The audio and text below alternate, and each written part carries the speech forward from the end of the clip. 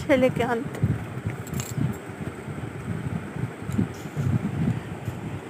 নমস্কার সবাইকে, একটা বৃষ্টি ভেজা দুপুরের ঋষভের এই চ্যানেলে সবাইকে স্বাগত। এখন দুপুরবেলা 2:50 বাজে। ঋষভ চলে আসে 3:10-15 নাগাদ।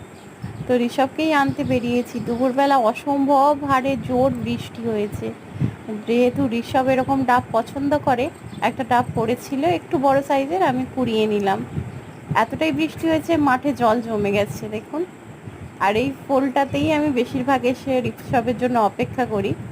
এই যে এই পায়রাগুলোর বাসা আছে এই পোলটার নিচে।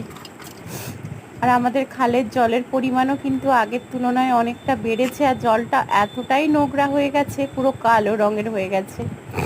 বন্যা হলে তবে গিয়ে পরিষ্কার হবে। আর এইদিকে কচুরিপানা এক সাইডে পুরো ভরে গেছে। যখন এককালীন কচুরিপানার ফুলগুলোতে মানে গাছগুলোতে ফুল হবে, অসম্ভব সুন্দর লাগে, পুরো পার্পেল কালার হয়ে যায়।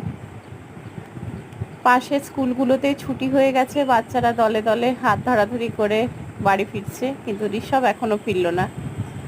তো অপেক্ষা করি, দেখা হবে পরের অন্য কোনো ব্লগে। ততক্ষণের জন্য টাটা।